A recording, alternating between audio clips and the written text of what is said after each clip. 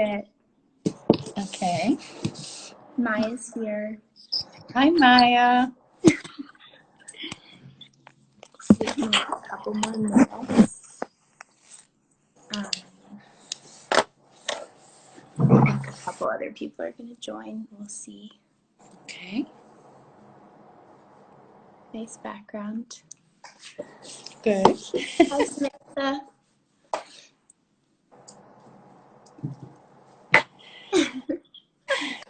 Okay, it looks like it's working this time, which is good. Like the comments. Okay.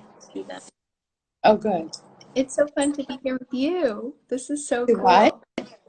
I'm reading do you see the little text that people are writing? I have to put my glasses on for that. Oh, okay. You don't have to look at it. I'll read them out if Okay. there are any questions. Okay. I But went yeah, with necklace with Richard. Oh, it's very pretty. Where are my earrings? Right. Yeah, the last live was so fun. So we're excited to continue these. We're going to try and do them every week on Thursdays at 1. So thank you for being here, and anyone watching later also. So I wanted to do this interview with Jody because I think you have such a unique story and perspective, in my opinion, and I've learned so much from you, and I want to be able to share that. And the biggest question I get asked by friends or new people is, what's it like working with your mother? Mm-hmm. And for everyone who knows us, we not only work together, but we socialize together. We volunteer together every weekend at the New York Botanical Garden. I thought it would be really cool to be able to show our dynamic and just share a little bit more about that. So, yeah, I have a lot I want to cover. Hi, Val. But we'll get through whatever, and if anyone would like us to continue, let us know, and we'd love to.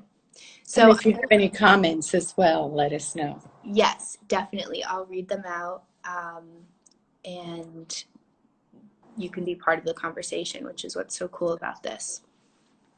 So I'm going to start with a brief bio about Jody, like any other interview. So Jody's my mother, of course, but before that, she did a lot before starting a family and having children. She lived with her high school boyfriend in Vermont, taking classes, college courses here and there, working in factories, and then, of course, taking her first weaving class, which set off a chain of important events. She ultimately graduated from the NYU Gallatin School, then studied textile design in Japan for 3 years, set up her first textile business for home furnishing in San Francisco, and has been mentored by some incredible artists that she'll tell you more about.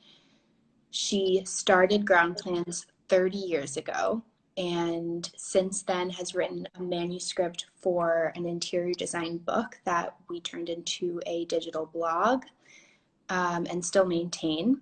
She's been on the faculty at Parsons, has been a guest lecturer for institutions like Yale and FIT, and over the past 6 years or so has started making her own light sculpture and jewelry.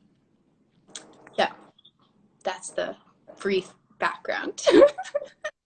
But I like to get right into things, into the how and why. So you're an artist, of course, through and through, in your prolific creativity, but you're also a really strong businesswoman and entrepreneur. So it seems that the two actually have a lot of overlap, but how do you think the two are connected or conflict at other times? That's a good question. My father ran his own business, so I think it didn't seem intimidating for me to do so. His business was much bigger as far as employees and its reach, but it was something I grew up around. And so bringing the design element into it, I didn't feel intimidated by it, and I knew I had to reach out to people if I wanted to make an impact with my work. And also my teacher in Japan, who was a living national treasure, although he had a group around him of like minds that pushed and promoted their way of thinking and their way of doing things, I was pretty much doing it on my own. But again, I was not intimidated by that because of what I saw as well in Japan. Right. That makes sense. So, how did you go from textile studies in Japan to your textile business in San Francisco? Well, I realized I needed to promote what I had to say, which I thought was rather original for the time, whereas chintzes were in style. I was doing more geometric work and work that you wouldn't necessarily see because of my experience in Japan. I could think out of the box Right. of a kind of linear way of thinking in the United States. So it was an easy transition to then say, well, I need to rent a space where I can do yardage, hire people to help me. And I was fortunate to have good creative people there. And we worked together. And there you were mentored by Rudolf Schaefer, who is one Right. of the founders of the crafts movement. So what was that like? That was phenomenal. He was quite a force. He was a well, I think he was 100 by the time I met him. And he was a person that when Frank Lloyd Wright came to San Francisco, he would make sure he went to see him. But I only found that out later. Right. But he was a pioneer of the California arts and crafts movement, had studied with Lena Werkstadt in Vienna in the 30s. And so he was a man that also could pull it together as a teacher. Right. Right. Okay, so you're in San Francisco, you have this textile business. How did you make the transition to then start Groundplans, a rug business? I did get good press in San Francisco. I sampled through showrooms around the country. But then when I wanted to move, or I was offered to move back to New York by my father to work for him, but that didn't work out, I then decided to launch into a textile study design program at Parsons, just classes here and there, really. Yeah. And then it was one thing led to another, and I decided to start a collection based of carpets based on what went on the ground or the floor, whether it was ballroom dancing steps, mats, leaves, carved rocks. So, and the press was very good to me. They really picked up on it and pushed it forward. Very true. And we showed some of those in our last live, if you want to go take a look, some of the rugs and samples. So that actually brings me to something I really want to talk about, something that we've talked a lot about together, about the business and ourselves, because over the past 2 years or so that we've been partners in business and working together, I grew up in the business. There were so many things I thought I knew, but actually still had to learn and make sense of. We've had so many discussions about what direction we want to take the business in, what are the foundational things that we believe in that we want to carry through and represent.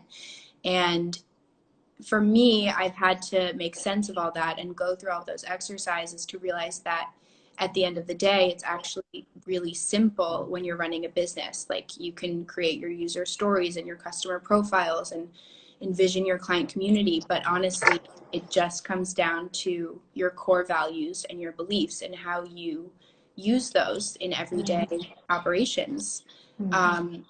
So for us, I think that really includes total honesty with ourselves and with our customers, pure persistence and resilience when even something seems fruitless, and then of course willingness to change course and just be flexible when we need to. So these are values that you taught me even as a child, that we've carried into business and demonstrated personally, and I'm still learning. But I guess my question is, how and when did you learn the importance of these values that have really given you such lasting power in your business, in a competitive business without any paid advertising or promotion, and just pure organic growth? Well, through the magazines, people, architects and designers came to me and they asked, can you do this? Can you do that? And that was more custom work. And I thought, sure, I can do that. So I worked with mills directly, but then I worked also with dealers. And some of them, the dealers were very dishonest people, I found.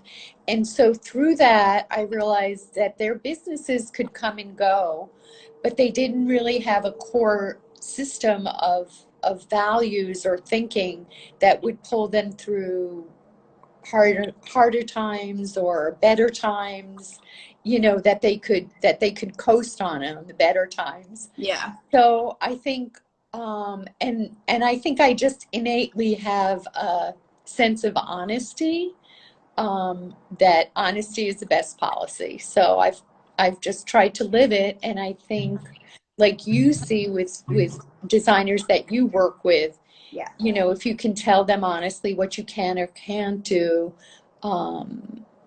and can work with them in a kind of specialized way, it's helpful.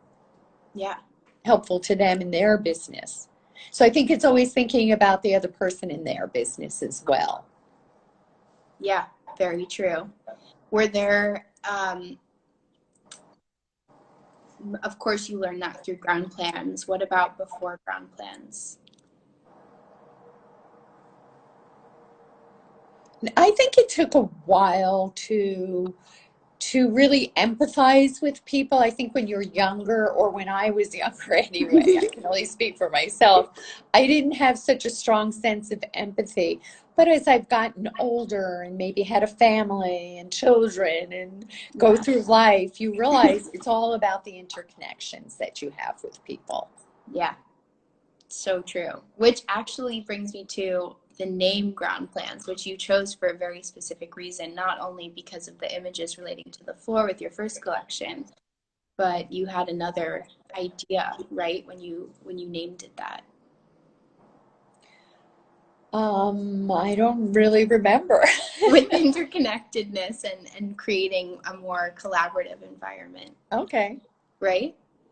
I think so. I looked into different names, and Groundplans was not taken. Or maybe Groundworks was. And that was why you didn't, the reason I guess you didn't name it like your namesake brand, like Oh, also because I was interested in bringing other designers into the fold of designing for Groundplans. Yeah. So that's why I didn't want to give it my name. Right, right. Which we have, and we continue to try and do with working with local artists and friends, and anyone that we feel particularly inspired by, right? Exactly. And I think what's also interesting about that is you always talk about that collaborative environment as something that was really demonstrated for you in Japan, where their culture is not individualistic as it is here. And it's all about the community and the group and working with each other to make something greater than the sum of its parts. Yes, absolutely. Which I love. Yeah. Right. Thinking one thing, as I mentioned before, was in Japan, I could think out of the box, and like their clothing was becoming very interesting with Comme des Garçons, Issey Miyake, because they weren't hampered by centuries of Western dress and tradition. So when it came to them, they could break out of that mold, and they could in so many ways. That's one thing that I learned from them, but also that there's strength in numbers. Yeah. Yeah. So true. So true. Um, I want to shift a little bit because I really do want to talk about Groundswell. And I think, well, I want you to start talking about this. You basically wrote an entire book um, that is now our blog, and we've broken it up into these sort of beautiful artistic digital chapters. But how did that start? How did it start? Oh, I did a job with an architect who I was dating at the time, and his daughter was a well-known actress, and she was dating a well-known actor, and he wanted to renovate his loft in the financial district, or Tribeca. So we launched into that. And also, my mother had a great sense of design, and whether it was in clothes or it was in home furnishing, she just was spot on. Yeah. So I think I was surrounded by it. So it didn't, again, that didn't feel intimidating to me either. And I love the idea of space planning, where you could see where, with the layout of the loft, you could maybe shift the bedroom to a place where it would be a better area, and move the kitchen into where the bedroom was, existed, because it was more open to the space and maybe the living area. So I love that kind of sense of planning. Right. And it wasn't just laying a rug on the floor or putting a couch in the space. It was everything. It was the lighting. And that's the other thing. I've started doing lighting as when I was studying sculpture at the Brooklyn Museum School before I went to Japan. And what instigated me to want to go to Japan was because I thought they had such interesting lanterns and lightings that they developed over the centuries. So in fact, I've come back to that now with making lighting and jewelry, and one of the lights being up here, where I covered a sconce with found glass and wire. And so it's kind of coming full circle, but that's something else that's an extension of what I've been doing. Totally. And we'll get to that. But I think one thing that I just realized that I never really thought about before is, especially when you talk about empathy and space planning, when you're thinking about how someone interacts with your space, with their space, that's the ultimate empathy exercise, because you're literally Right. trying to step into their shoes and Mm, feel their daily interactions, their routines, what right. they reach for, and how they move around in their own space, and how they want to move around in their own space. Right. So there's a good way to start out with a client is just asking them questions about themselves, what they do, what they like, before you launch into what you think they should have. So that, and also if they have any sense of history or artwork or things that they like that they'd want to showcase. So it becomes a space that's very relevant to them, whether it's the spatial part of it or the object part of it. That's really important. Yeah, and that's what I tried to talk about last week a little bit, like your core philosophy of just gravitating towards things that you love and not questioning it or trying to force it to be a certain way or look a certain trend, and just going with it. You're that intuitive. But I see you have that too. Like there are certain things you did in the apartment where you would put the chest on the diagonal and put the Yeah. painting above it. That is definitely intrinsically more interesting than if I had just like squared it off to the side of the window. Right, right. Yeah. Playing around with the angles. And I have it here too with with the chest. Everything's Right, an angle in the corner. right, right. Yeah. Um, so before we get into the jewelry, I also think we should talk about why we chose to go into business together. So first I want to know what you have to say. Well, I think I've told you this many times before, but I was someone in the rug business who I was getting to know, and he said, "Oh, you're your father's son with the wrong anatomy." So that I could have run his business and I probably could have done well and been successful, but I wasn't the right gender for his mindset at the The time. hardware He then, what's that? for the hardware business. Right. And then he soon went into bankruptcy soon after that.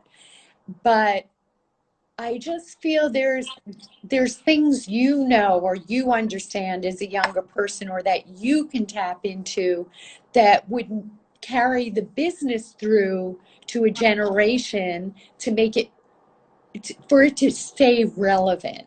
And that was something my father couldn't see for whatever reason. I think it was like more a control issue he had to have. Yeah. And yes, I understand that after 30 years of running the business, and then you've been in the business with me for 2 years, and well, why doesn't she do it this way? Why doesn't she think of that? But I realized I have to step back Yeah. and let you, you know, feel out what you think needs to be done.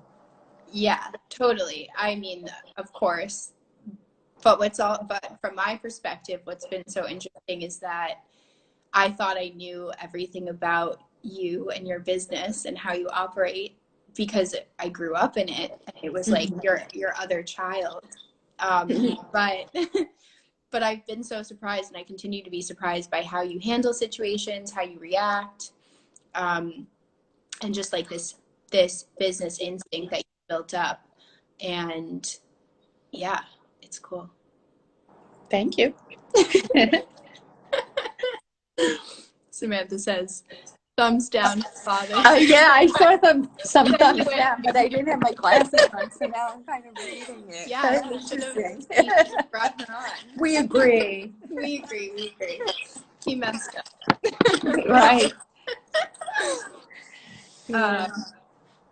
so we actually um, we sort of started a second business together, which is Remix by Groundplans, or we're starting to. We had our first official sale at the Spring Place Holiday Bazaar this past winter, which was really fun to finally show mostly your work, some of mine, to the public and have people buy it and enjoy it and ask questions about it.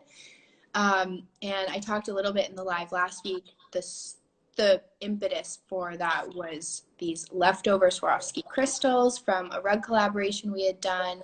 Wanted to repurpose them. You waste nothing, Mm, which is an right. important point. Right. And you've always been drawn to lighting, as you said. And so the lighting, the wire lighting with the Swarovski was really the start. And now it's become jewelry and sculptural decorative objects. Yeah. Yeah. So one thing that I like about it is I've been repurposing either found glass that I've found on the beach or that I've been given by Shauna, who's watching here, and also objects that were either given to me or from my mother or from a friend of mine, a high school friend of mine, um, and who's no longer alive. So I can incorporate this piece into the work, the jewelry piece, and wear it. And to me, that's very comforting. But also, I've been thinking about maybe starting a business where it would be very personal, like interior design. We were talking about interior Yeah. design has to be, or architecture, to the client and to the person who might have leftover one earring that their mother had given them and they don't have the other earring, or something else that is a keepsake of theirs, and wanting to integrate it into their everyday wear or life or Yeah. sensibility. And I love that because we talk about this a lot. Like, you were never a jewelry person, like never thought you loved jewelry. It wasn't like a passion of yours, right? Right. And I think the conventional jewelry, the diamond that's set, in or a stone that's set in a perfectly symmetrical way and So has a polished. shine to it does nothing for me. Yeah, yeah, yeah. And I love that we can like put our little sea glass in it and everything, things from our adventures too. I mean, Exactly. Right. the random adventures we've taken and Right. kept stuff from. Yeah. Um, yeah. Do you have questions for me? Where do you see taking the business? You're That's a good doing live question. streaming. We're doing live streaming. I think, well, I think to answer that, I have different perspectives. It changes a lot. I think the biggest thing is when I first started, I had this idea that like a business could not be considered successful unless it scaled massively and you had a ton of employees and you had your own production facilities and you're pulling in, millions or hundreds of millions of dollars a year. Like that was sort of in my mind and And you came from probably IBM too. exactly. And I'm sure that's why, because in the tech world, that is sort of the metric for success, to be like a unicorn $1 billion business. Um, but what's actually surprised me and been so interesting over the past 2 years is seeing the value and beauty in a small business. There are so many advantages personally, of course. It's flexible and we are only responsible for ourselves. And we can choose the direction we want to take it, the kind of projects we want to work with, the factories that we really align with. But there are,